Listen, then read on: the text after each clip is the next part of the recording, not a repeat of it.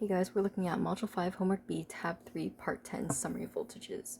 So pretty much we know that capacitors C2 and C3 are in parallel, and this parallel combination is in series with capacitor C1. The total voltage supplied to the battery is capital V.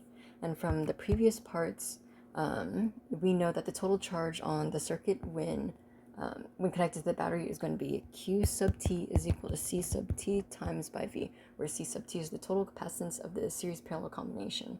And since Q1 is equal to QT, the charge on C1, we have V1 is equal to Q1 over C1, which is equal to Q sub T divided by C1. And if we substitute Q sub T, we get V1 is equal to C sub T times V, all divided by C1. The voltage across the parallel combination of C2 and C3 is going to be given by V223 is equal to V minus V1. And since C2 and C3 are in parallel, they have the same voltage. So it's going to be V2 is equal to V3, which is equal to V23.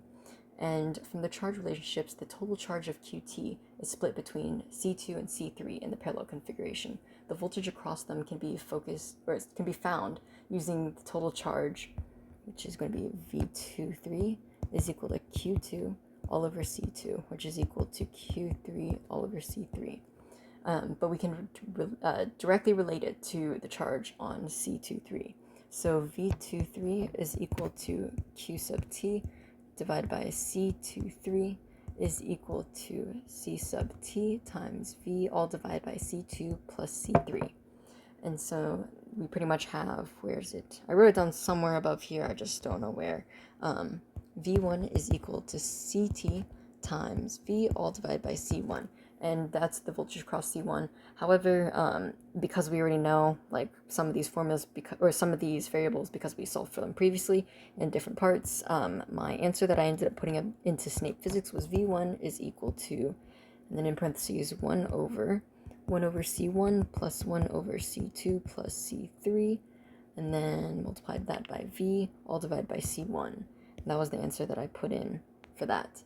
And so the voltage across C2 and C3, back to C2 and C3, the voltage across C2 and C3 is going to be V23 is equal to V minus V1, and that's going to become, let me draw a better arrow than that, V23 is equal to V minus CT times V all over C1, and thus we have V2 is equal to V3, which is equal to Q sub T divided by C23, which is equal to CT times V, all divided by C2 plus C3.